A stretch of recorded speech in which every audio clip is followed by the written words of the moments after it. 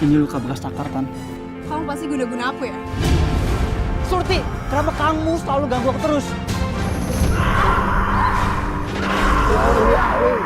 Dia milikku.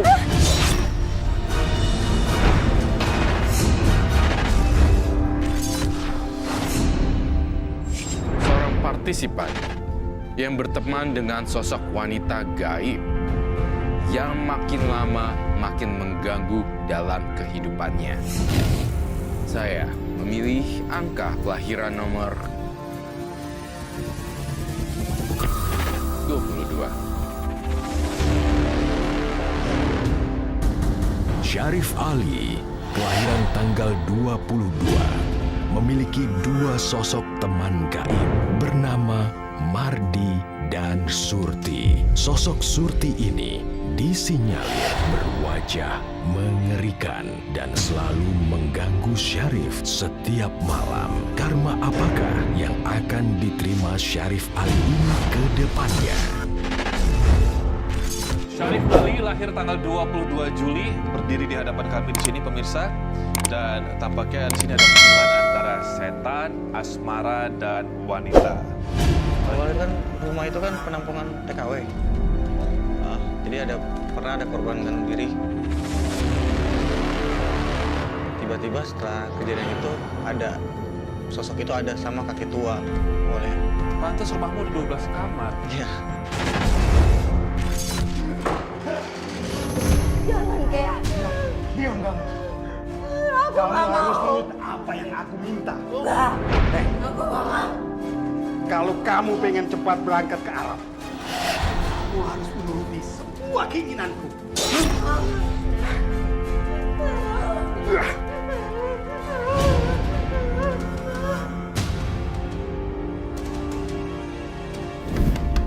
Surti, Surti, Surti, udah waktunya jam makan siang. Kok?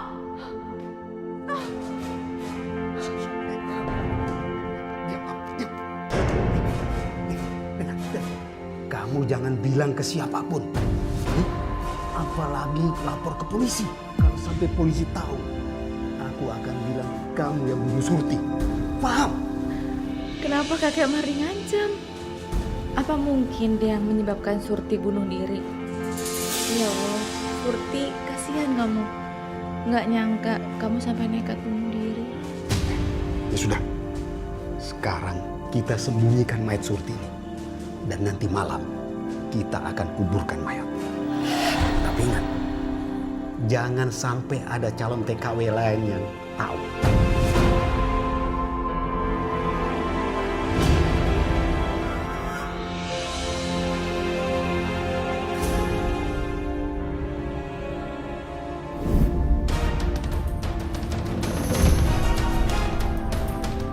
Ayo cepat.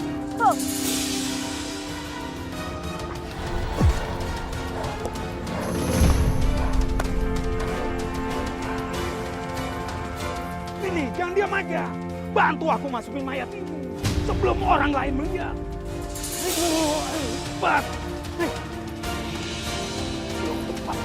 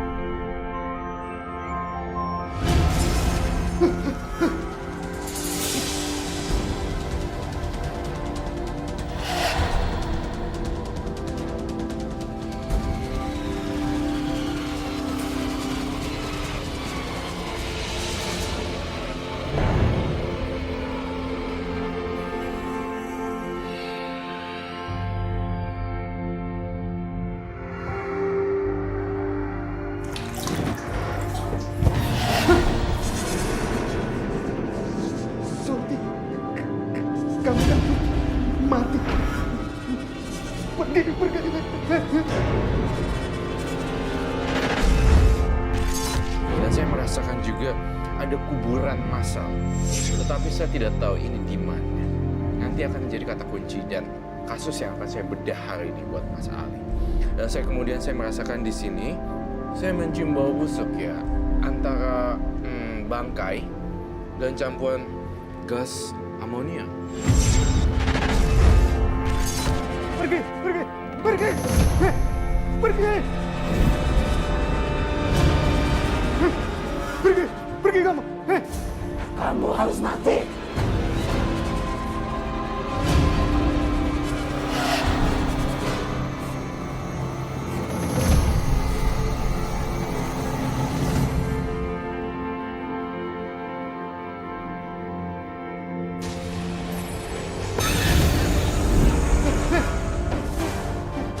Kamu harus terima pembalasanku.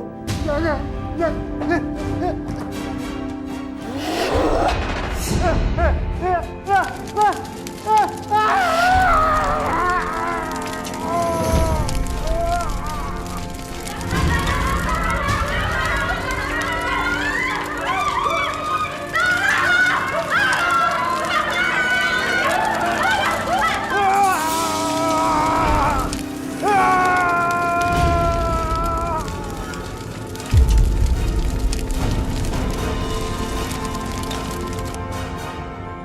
Bu Rini, kami pamit ya. Mau balik aja pulang kampung. Iya Bu Rini, di sini pun kami mau apa? Kami sudah tidak mungkin lagi berangkat ke luar negeri. Terima kasih ya Bu Rini karena sudah melayani kami dengan baik selama ini.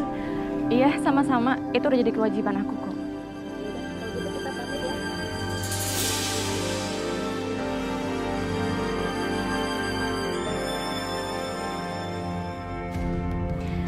Aku harus gimana lagi? Rini, Daeng? apa kabar kamu? Iya, baik Daeng. Begitu menerima telepon kamu, saya dan istri langsung dari Makassar berangkat ke Jakarta untuk ketemu kamu. Terima kasih banyak ya Daeng udah mau datang. Tapi gimana kalau sebaiknya aku ikut pergi sama Daeng ke Makassar? Siapa tahu aja Daeng bisa kasih aku kerjaan karena usaha Daeng kan lagi maju di sana. Lagian kalau cuma di sini doang, aku cuma bisa jadi tukang masak. Kalau cari kerjaan yang baru, pasti sulit sekali Daeng. Begini dek, Emma, Iya. kita berdua sudah sepakat untuk membeli rumah ini. Ya, jadi yang jelas kemungkinan anak saya nanti akan datang ke Jakarta untuk meneruskan kuliah di sini. Dan kamu akan tinggal bersama Ali. Betul kah itu Daeng? Betul. Dan juga nanti kamu saya akan kasih modal untuk berdagang. Gimana? Setuju? Iya, setuju sekali Daeng. Terima kasih banyak ya Daeng. Ya sudah, saya langsung akan ketemu keluarga kakek Mardi untuk mengurusi surat-surat rumah ini. Dan selesai dari sana mungkin saya langsung berangkat pulang ke Makassar untuk mengurusi bisnis-bisnis saya yang di sana. Iya, iya. Iya Daeng. Ya, kamu hati-hati ya, Iya. Dedek. Iya, sama-sama. Mari, Dek. Iya, makasih Daeng.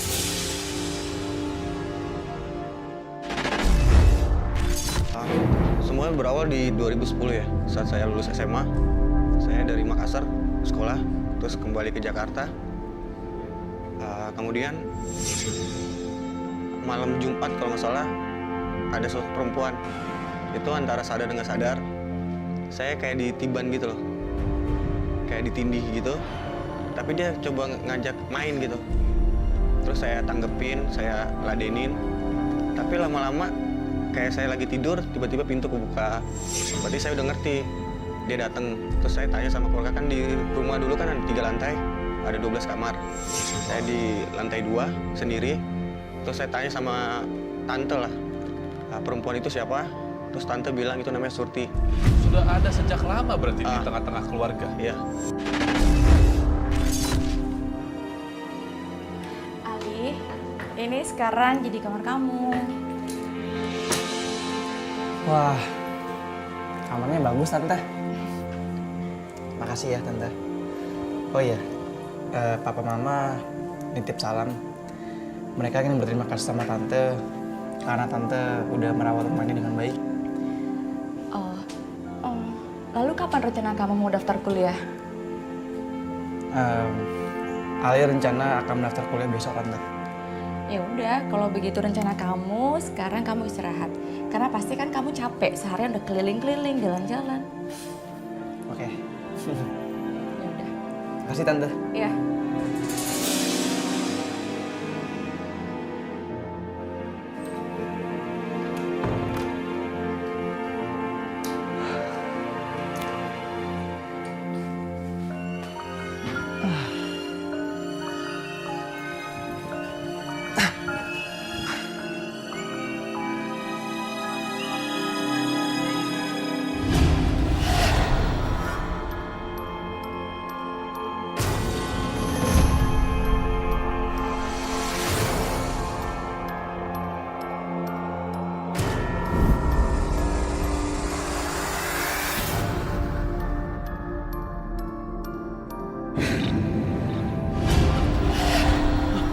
Ini kamarku. Siapa kamu? Kamu harus pergi. Pergi! Tante. Pergi kamu! Pergi! Jangan deketin aku! Pergi! Ali, kamu kenapa? Pergi kamu, pergi! Ali, ini Tante. Ali. Tante? Iya, ini Tante. Kamu kenapa sih? Tante, tadi aku ngeliat ada sosok perempuan di kamar aku. Dan dia bilang, kalau kamar itu punyanya. Jadi kamu ngeliat? Iya, tapi cuma sekilas, Tante. Dan wajahnya pun juga nggak jelas. Hantu itu siapa, Tante? Dia Surti. Dia dulu TKW di sini. Tapi dia meninggal karena diperkosa dengan kakek Mardi.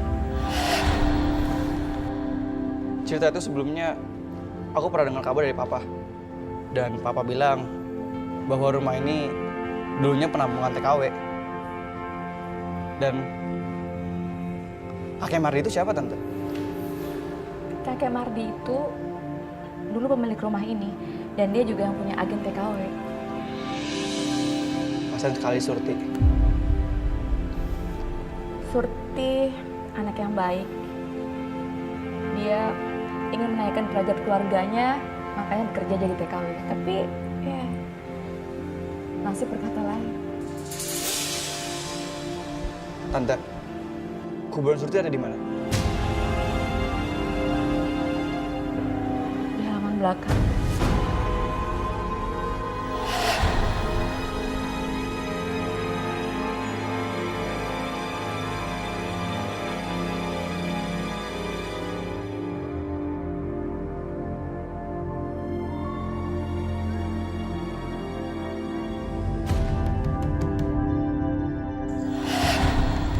Astaga, gundukan apa ini?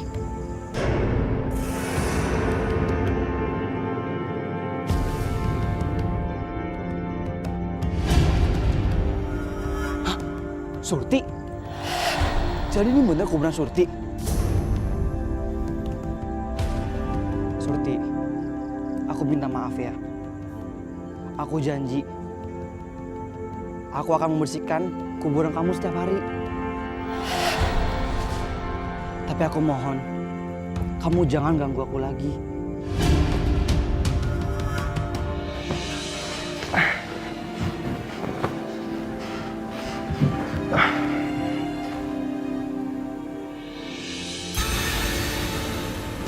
Kamu baik. Kamu sudah membersihkan kuburanku. Aku tidak akan mengganggu kamu. Aku akan melindungi kamu.